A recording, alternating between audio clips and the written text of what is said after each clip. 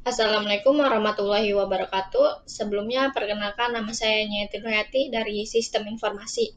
Di sini saya akan menjelaskan materi tentang Ma'rifatul Insan.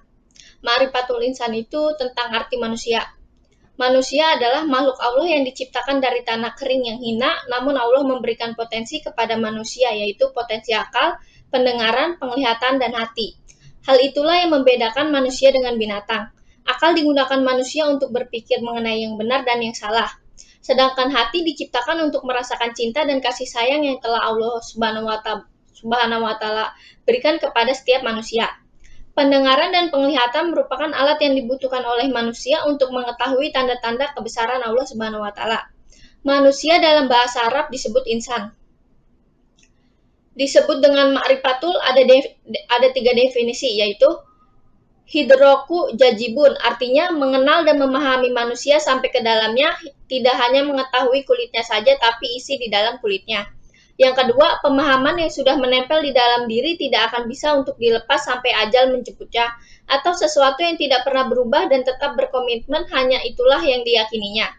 Sama seperti halnya mati itu terjadi jika nyawa atau ruh dicabut dari jasadnya oleh malaikat Israel atas izin Allah Subhanahu wa taala, semua orang meyakini bahwa itu adalah mati. Yang ketiga, keyakinan yang kita dapat dan kita pahami akan menjadi realita dalam kehidupan. Hal-hal yang harus dimakrifatkan adalah yang pertama itu insan atau manusia. Barang siapa yang mengenal dirinya, maka dia pun akan mengenal Tuhannya. Al-Hadis dalam Quran surat Al-Anas ayat 1-6 menjelaskan bahwa Allah Subhanahu wa taala adalah Tuhannya manusia. Tuhan yang disembah oleh manusia dari kejahatan syaitan yang bersembunyi dan membisikkan kejahatan dalam dada manusia dari golongan jin dan manusia. Allah Subhanahu wa taala menciptakan manusia ke dalam bumi bukan untuk main-main, tetapi Allah Subhanahu wa taala mempunyai prinsip dan manusia diciptakan ke dunia. Yang kedua, prinsip penciptaan manusia. Dalam Al-Quran surat Maryam ayat 67, dan tidakkah manusia itu memikirkan bahwa sesungguhnya kami telah menciptakannya dahulu, sedangkan ia tidak ada sama sekali.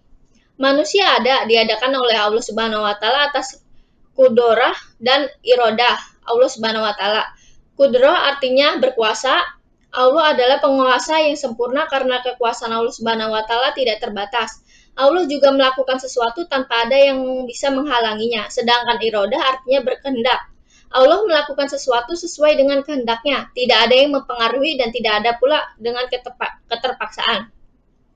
Dalam Quran surat Al-A'raf ayat 54, sesungguhnya Tuhan kamu ialah Allah yang telah menciptakan langit dan bumi dalam 6 masa.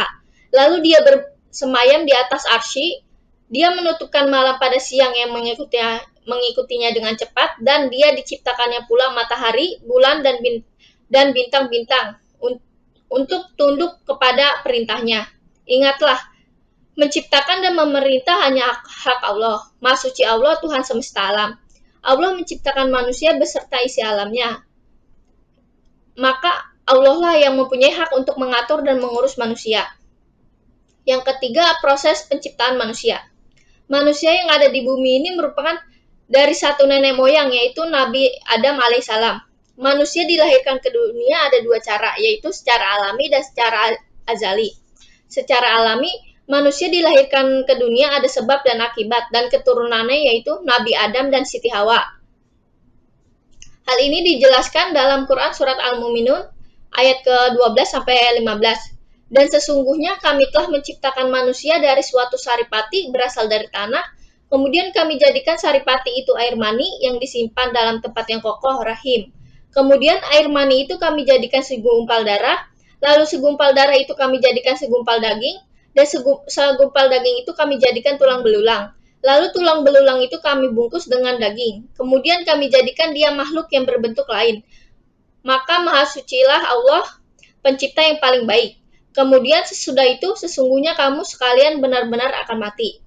Sedangkan secara azali yaitu kelahiran manusia tanpa adanya proses perpaduan antara laki-laki dan wanita. Tidak ada penyebabnya, namun kehendak dari Allah Subhanahu wa taala yang tercipta seorang anak manusia seperti halnya tercipta Nabi Isa alaihissalam dalam Quran surat Al-Imran ayat 59. Bahwa Nabi Isa diciptakan seperti penciptaan Adam. Allah Subhanahu wa taala menciptakan Adam dari tanah. Kemudian Allah Subhanahu wa taala berfirman kepadanya, "Jadilah," maka jadilah dia. Nabi Isa alaihissalam dilahirkan dari rahim seorang wanita yang suci beriman kepada Allah Subhanahu wa taala, yaitu Maryam. Quran surat Maryam ayat 1 sampai 36. Setelah manusia lahir, manusia akan tumbuh menjadi anak-anak remaja, dewasa, kemudian tua, lalu meninggal. Dari proses manusia menjadi dewasa, lingkunganlah yang dapat mempengaruhi kedewasaannya. Lingkungan bisa berasal dari orang tua, keluarga, bahkan sahabat atau teman yang dikenalinya. Dalam kehidupan yang nyata ini, Allah Subhanahu wa taala menciptakan manusia bersama syaitan. Syaitan adalah musuh Allah yang nyata, sedangkan teman sejati manusia adalah manusia yang mempunyai komitmen yang sama, hanya Allah lah yang patut disembah dan diyakini Rasulullah SAW adalah utusan Allah. Hal ini dijelaskan dalam Quran surat Al-Mujadalah ayat ke-22 dan surat Al-Imran ayat ke-118. Hai orang-orang yang beriman, janganlah kamu menjadi teman kepercayaanmu orang-orang yang di luar kalanganmu, karena mereka tak henti-hentinya menimbulkan kemudaratan bagimu. Mereka menyukai apa yang menyusahkan kamu, telah nyata kebencian dari mulut mereka, dan apa yang disembunyikan oleh hati mereka adalah lebih besar lagi. Sesungguhnya telah kami terangkan kepadamu ayat-ayat kami jika kamu memahaminya. Yang keempat, tujuan penciptaan manusia. Dalam Quran surat Az-Zariyat ayat ke-56, dan aku tidak menciptakan jin dan manusia, melainkan supaya mereka mengabdi kepadaku. Manusia diciptakan ke dunia oleh Allah Subhanahu wa taala bertujuan untuk beribadah hanya kepada Allah Subhanahu wa taala. Fungsinya manusia diciptakan ke dunia adalah sebagai khalifah. Hal ini dijelaskan dalam Quran surat Al-Baqarah ayat 30. Ingatlah ketika Tuhanmu berfirman kepada para malaikat, "Sesungguhnya aku hendak menjadikan seorang khalifah di muka bumi." Mereka berkata, "Mengapa engkau kehendak menjadikan khalifah di bumi itu orang yang akan membuat kerusakan padanya dan menumpahkan darah? Padahal kami senantiasa bertasbih dengan memuji engkau dan mensucikan engkau." Tuhan berfirman, "Sesungguhnya aku mengetahui apa yang tidak kamu ketahui." Peran manusia di bumi ini adalah memikul amanat yang Allah Subhanahu wa taala berikan, yaitu menjalankan Al-Qur'an dan memenangkan agama Allah terhadap semua agama yang ada di dunia ini. Hal ini dijelaskan dalam Quran surat Al-Fat ayat ke-28. Dialah yang mengutus Rasulnya dengan membawa petunjuk dan agama yang hak agar dimenangkannya terhadap semua agama. Dan cukuplah Allah menjadi saksi. Sifat-sifat dasar manusia. Sifat-sifat dasar manusia itu ada 3. Manusia mempunyai sifat berkeluh kesah lagi kikir. Itu buktinya ada di Quran surat Al-Ma'arij ayat 19. Yang kedua, manusia bersifat doif atau lemah. Ada di Quran surat An-Nisa ayat 28. Yang ketiga, manusia bersifat ka'bat. Artinya itu susah payah. Kehidupan manusia itu dibagi menjadi 3. Yang pertama itu pola hidup mukmin sejati.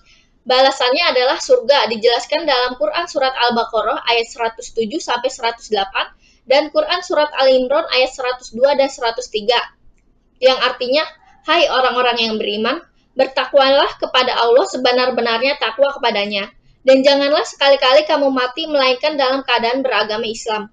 Dan berpeganglah kamu semua kepada tali agama Allah, dan janganlah kamu bercerai-berai, dan ingatlah akan nikmat Allah kepadamu ketika kamu dahulu masa jahiliyah bermusuh-musuhan. Maka Allah mempersatukan hatimu, lalu menjadikan kamu karena nikmat Allah orang-orang yang bersaudara, dan kamu telah berada di ujung tepi neraka. Lalu Allah menyelamatkan kamu daripadanya. Demikianlah Allah menerangkan ayat-ayatnya kepadamu agar kamu mendapat petunjuk. Yang kedua, pola pikir hidup kafir. Dibagi menjadi munafik dan kafir. Balasannya yang pola hidupnya seperti ini adalah neraka. Hal ini dijelaskan dalam Quran surat Al-Hajj ayat 11 dan surat Al-Baqarah ayat 165 yang memiliki arti, dan di antara manusia ada orang-orang yang menyembah tandingan-tandingan selain Allah. Mereka mencintainya sebagaimana mereka mencintai Allah. Adapun orang-orang beriman amat sangat cintanya kepada Allah. Dan jika seandainya orang-orang yang berbuat zalim itu mengetahui ketika mereka melihat siksa pada hari kiamat, maka kekuatan itu kepunyaan Allah semuanya. Dan bahwa Allah amat berat siksaannya. Niscaya mereka menyesal. Yang Materi kedua itu tentang etika, moral, dan akhlak dalam Islam. Yang pertama, pengertian etika, moral, dan akhlak. Etika adalah sebuah tatanan perilaku berdasarkan suatu sistem tata nilai suatu masyarakat tertentu. Etika lebih banyak dikaitkan dengan ilmu atau filsafat. Karena itu yang menjadi standar baik dan buruk itu adalah akal manusia. Jika dibandingkan dengan moral, maka etika lebih bersifat teoritis sedangkan moral bersifat praktis. Moral bersifat lokal atau khusus dan etika bersifat umum. Moral berasal dari kata bahasa Latin, yaitu mores, yang berarti adat kebiasaan. Moral selalu dikaitkan dengan ajaran baik buruk yang diterima umum atau masyarakat. Karena itu, adat istiadat masyarakat menjadi standar untuk dalam menentukan baik dan buruknya suatu perbuatan. Akhlak berasal dari kata khuluq yang artinya perang atau tabiat. Dan dalam Kamus Besar Bahasa Indonesia, kata akhlak diartikan sebagai budi pekerti atau kelakuan. Dapat didefinisikan bahwa akhlak adalah daya kekuatan jiwa yang mendorong perbuatan dengan mudah, spontan dan tanpa dipikirkan dan direnungkan lagi. Dengan demikian, akhlak pada dasarnya adalah sikap yang melekat pada diri seseorang secara spontan diwujudkan dalam tingkah laku atau perbuatan. Apabila perbuatan spontan itu baik menurut akal dan agama, maka tindakan itu disebut akhlak yang baik atau akhlak karimah, akhlak mahmudah. Misalnya, jujur, adil, rendah hati, pemurah, santun, dan sebagainya. Sebaliknya, apabila buruk disebut akhlak yang buruk atau akhlak mazmumah. Misalnya kikir, jolim, dengki, iri hati, dusta, dan sebagainya. Baik dan buruknya akhlak didasarkan kepada sumber ini, yaitu Al-Quran dan Sunnah Rasul. Perbedaan akhlak, moral, dan etika. Perbedaan antara akhlak dengan moral dan etika dapat dilihat dari dasar penentuan atau standar ukuran baik dan buruknya yang digunakan. Standar baik dan buruk akhlak berdasarkan Al-Quran dan Sunnah Rasul. Sedangkan moral dan etika berdasarkan adat istiadat atau kesepakatan yang dibuat oleh suatu masyarakat. Jika masyarakat menganggap suatu perbuatan itu baik, maka baik pula lah nilai perbuatan itu. Dengan demikian, standar nilai moral dan etika bersifat lokal dan temporal, sedangkan standar akhlak bersifat universal dan abadi. Dalam pandangan Islam, akhlak merupakan cermin dari apa yang ada di dalam jiwa seseorang. Karena itu, akhlak yang baik merupakan dorongan dari keimanan seseorang. Sebab keimanan harus ditampilkan dalam perilaku nyata sehari-hari. Hal inilah yang menjadi misi diutusnya Rasul sebagaimana disabdakannya, "Aku hanya diutus untuk menyempurnakan akhlak manusia." Hadis riwayat Ahmad. Secara umum dapat dikatakan bahwa akhlak yang baik pada dasarnya adalah akumulasi dari akidah dan syariat yang bersatu secara utuh dalam diri seseorang. Apabila akidah telah mendorong pelaksanaan syariat, maka lahir akhlak yang baik, atau dengan kata lain, akhlak merupakan perilaku yang tampak apabila syariat Islam telah dilaksanakan berdasarkan akidah. Akhlak dibagi menjadi 3, yaitu akhlak kepada Allah, sesama manusia, dan lingkungan. Yang pertama, akhlak kepada Allah. Beribadah kepada Allah yaitu melaksanakan perintah Allah untuk menyembahnya sesuai dengan perintahnya. Seorang muslim beribadah membuktikan ketundukan terhadap perintah Allah. Yang kedua, berzikir kepada Allah yaitu mengingat Allah dalam berbagai situasi dan kondisi, baik diucapkan dengan mulut maupun dalam hati. Berzikir kepada Allah melahirkan ketenangan dan ketentraman hati. Yang ketiga, berdoa kepada Allah, yaitu memohon apa saja kepada Allah. Doa merupakan inti ibadah, karena ia merupakan pengakuan akan keterbatasan dan ketidakmampuan manusia, sekaligus pengakuan akan kemahakuasaan Allah terhadap segala sesuatu. Kekuatan doa dalam ajaran Islam sangat luar biasa, karena ia mampu menembus kekuatan akal manusia. Oleh karena itu, berusaha dan berdoa merupakan dua sisi tugas hidup manusia yang bersatu secara utuh dalam aktivitas hidup setiap muslim. Orang yang tidak pernah berdoa adalah orang yang tidak menerima keterbatasan dirinya sebagai manusia, karena itu dipandang oleh orang sombong. Suatu perilaku yang tidak disukai Allah. Yang kedua, akhlak kepada sesama manusia. Akhlak kepada sesama manusia itu dibagi 3. Yang pertama, akhlak kepada diri sendiri. Contohnya itu sabar, syukur, tawaduk. Yang kedua itu akhlak kepada ibu bapak. Akhlak kepada ibu bapak adalah berbuat baik kepada keduanya dengan ucapan dan perbuatan. Berbuat baik kepada ibu dan bapak dibuktikan dalam bentuk-bentuk perbuatan antara lain menyayangi dan mencintai bapak ibu sebagai bentuk terima kasih dengan cara bertutur kata sopan dan lemah lembut, menaati perintah, meringankan beban, serta menyantuni mereka jika sudah tua dan tidak mampu lagi berusaha. Yang ketiga, akhlak kepada keluarga. Akhlak kepada keluarga adalah mengembangkan kasih sayang di antara anggota keluarga yang diungkapkan dalam bentuk komunikasi.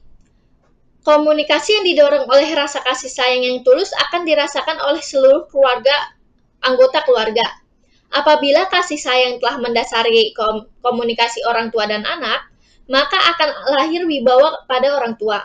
Demikian sebaliknya, akan lahir kepercayaan orang tua pada anak. Oleh karena itu, kasih sayang harus menjadi muatan utama dalam mengkomunikasikan semua pihak dalam keluarga. Yang terakhir ada akhlak kepada lingkungan.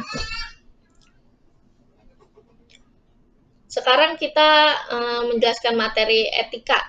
Etika adalah suatu ajaran yang berbicara tentang baik buruknya yang menjadi ukuran baik buruk, atau dengan istilah lain, ajaran tentang kebaikan dan keburukan yang menyangkut peri kehidupan manusia dalam hubungan dengan Tuhan, sesama manusia, dan alam. Dalam segi etimologi, etika berasal dari bahasa Yunani, ethos, yang berarti watak kesusilaan atau adat. Dalam Kamus Umum Bahasa Indonesia, etika diartikan ilmu pengetahuan tentang asas-asas akhlak moral. Dari pengertian kebahasan itu terlihat bahwa etika berhubungan dengan upaya menentukan tingkah laku manusia. Adapun arti etika dari segi istilah telah dikemukakan para ahli dengan ungkapan yang berbeda-beda sesuai dengan sudut pandangnya. Menurut para ulama, etika adalah ilmu yang menjelaskan arti baik dan buruk, menerangkan apa yang seharusnya dilakukan oleh manusia, menyatakan tujuan yang harus dituju oleh manusia di dalam perbuatan mereka, dan menunjukkan jalan untuk melakukan apa yang seharusnya diperbuat. Sebagai cabang pemikiran filsafat, etika dapat dibedakan menjadi dua, yaitu objektivisme dan subjektivisme. Yang pertama itu objektivisme, berpandangan bahwa nilai kebaikan suatu tindakan bersifat objektif, terletak pada substansi tindakan itu sendiri. Paham ini melahirkan apa yang disebut dengan paham rasionalisme dalam etika. Suatu tindakan disebut baik, kata paham ini, bukan karena kita senang melakukannya atau karena sejalan dengan kehendak masyarakat, melainkan semata keputusan rasionalisme universal yang mendesak kita untuk berbuat begitu. Yang kedua, subjektivisme, berpandangan bahwa suatu tindakan disebut baik manakala sejalan dengan kehendak atau pertimbangan subjek tertentu. Subjek di sini bisa saja berupa subjektivisme kolektif, yaitu masyarakat, atau bisa saja subjek Tuhan. Etika dibagi atas dua macam. Yang pertama, etika deskriptif. Etika yang berbicara suatu fakta, yaitu tentang nilai dan pola perilaku manusia terkait dengan situasi dan realitas yang membudaya dalam kehidupan masyarakat. Yang kedua ada etika normatif. Etika ini yang memberikan penilaian atas himbauan kepada manusia tentang bagaimana harus bertindak sesuai norma yang berlaku, mengenai norma-norma yang menuntun tingkah laku manusia dalam kehidupan sehari-hari. Etika memiliki peran atau fungsi, diantaranya yang pertama, dengan etika seseorang atau kelompok dapat mengemukakan penilaian tentang perilaku manusia. Yang kedua, menjadi alat kontrol atau menjadi rambu-rambu bagi seseorang atau kelompok dalam melakukan suatu tindakan atau aktivitasnya sebagai mahasiswa. Yang ketiga, etika dapat memberikan prospek untuk mengatasi kesulitan moral yang kita hadapi sekarang. Yang keempat, etika dapat menjadi prinsip yang mendasar bagi mahasiswa dalam menjalankan aktivitas kemahasiswaannya. Yang kelima, etika menjadi penuntun agar dapat bersikap sopan, santun, dan dengan etika kita bisa dicap sebagai orang baik di dalam masyarakat. Yang terakhir ada moral. Pengertian moral. Adapun arti moral dalam segi bahasa berasal dari bahasa Latin, mores, yaitu jamak dari kata mos yang berarti adat istiadat. adat kebiasaan. Di dalam Kamus Umum Bahasa Indonesia dikatakan bahwa moral adalah penentuan baik buruk terhadap perbuatan dan kelakuan. Selanjutnya, moral dalam arti istilah adalah suatu istilah yang digunakan untuk menentukan batas-batas dari sifat, peringai, kehendak, pendapat, atau perbuatan yang secara layak dapat dikatakan benar, salah, baik, atau buruk. Dalam kutipan tersebut di atas, dapat dipahami bahwa moral adalah istilah yang digunakan untuk memberikan batasan terhadap aktivitas manusia dengan nilai ketentuan baik atau buruk, benar atau salah. Jika pengertian etika dan moral tersebut dihubungkan satu dengan lainnya, kita dapat mengatakan bahwa etika dan moral memiliki objek yang sama, yaitu sama-sama membahas tentang perbuatan manusia. Selanjutnya ditentukan posisinya apakah baik dan buruk. Namun demikian dalam beberapa hal, antara etika dan moral memiliki perbedaan. Yang pertama, kalau dalam pembicaraan etika, untuk menentukan nilai perbuatan manusia baik atau buruk menggunakan tolak ukur akal pikiran atau rasio. Sedangkan moral, tolak ukurnya yang digunakan adalah norma-norma yang tumbuh dan berkembang dan berlangsung di masyarakat.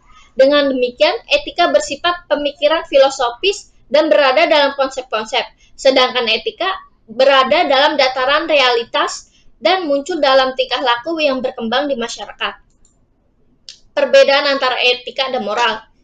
Etika dan moral sama artinya, tetapi dalam pemakaian sehari-hari ada sedikit perbedaan. Moral adalah moral atau moralitas dipakai untuk perbuatan yang sedang dinilai, sedangkan etika dipakai untuk pengkajian sistem nilai yang ada. Kesadaran moral serta pula hubungannya dengan hati nurani yang dalam bahasa asing disebut dengan konsistia, gewetan, dan bahasa Arab disebut dengan qalb, fuad. Dalam kesadaran moral mencakup tiga hal. Yang pertama, perasaan wajib atau keharusan untuk melakukan tindakan yang bermoral. Yang kedua, kesadaran moral dapat juga berwujud rasio dan objektif, yaitu suatu perbuatan yang secara umum dapat diterima oleh masyarakat sebagai hal yang objektif dan dapat diberlakukan secara universal, artinya dapat disetujui berlaku pada setiap waktu dan tempat bagi setiap orang yang berada dalam situasi sejenis. Yang ketiga, kesadaran moral dapat pula muncul dalam bentuk kebebasan. Akhlak.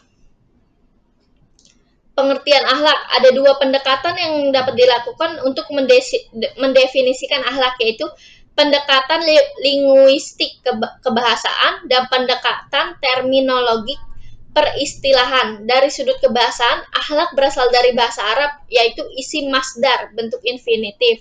Dari akhlak, akhlaka, yuhliku, akhlakan, sesuai timbangan wazan, tusali, majid, af'ala, yuf'ilu, if'alan, yang berarti al-sajiyah, peringai, atau bi'ah, kelakuan, tabiat, watak dasar, al-adat, kebiasaan, kelaziman, al-ma'ru'ah, peradaban yang baik, dan al-din, agama.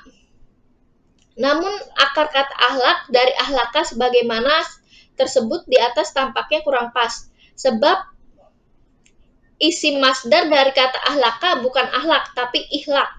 Berkenan dengan ini, maka timbul pendapat yang mengatakan bahwa secara linguistik, akhlak merupakan isim jamid atau isim goir mustaq, yaitu isim yang tidak memiliki akar kata, melainkan kata tersebut memang sudah demikian adanya. Untuk menjelaskan pengertian akhlak dari segi istilah, kita dapat merujuk kepada berbagai pendapat para pakar di bidang ini.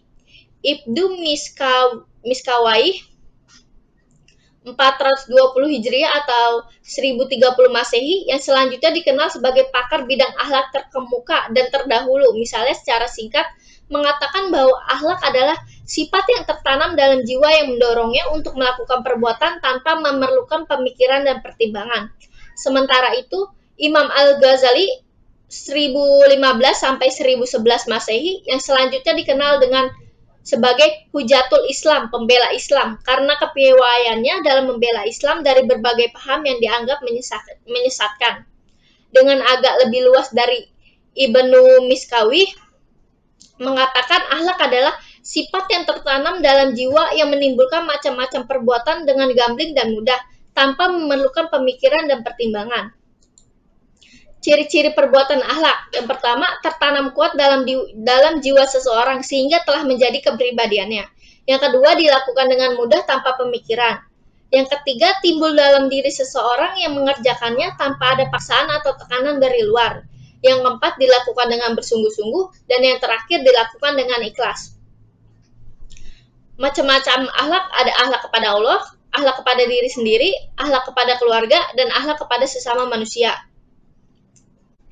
Kesimpulannya, etika menurut filsafat dapat disebut sebagai ilmu yang menyelidiki mana yang baik dan mana yang buruk dengan memperlihatkan amal perbuatan manusia sejauh yang dapat diketahui oleh akal pikiran. Moral adalah penentuan baik buruk terhadap perbuatan dan kelakuan. Istilah moral biasanya digunakan untuk menentukan batas-batas suatu perbuatan, kelakuan, sifat, dan peringkai dinyatakan benar, salah, baik, buruk, layak atau tidak layak, dan patut maupun tidak patut. Akhlak adalah hal yang terpenting dalam kehidupan manusia, karena akhlak mencakup segala pengertian tingkah laku, tabiat, peringkai, karakter manusia yang baik maupun yang buruk dalam hubungannya dengan Khalid atau dengan sesama makhluk. Ketiga hal tersebut, etika, moral, dan akhlak merupakan hal yang paling penting dalam pembentukan akhlakul karimah seseorang manusia.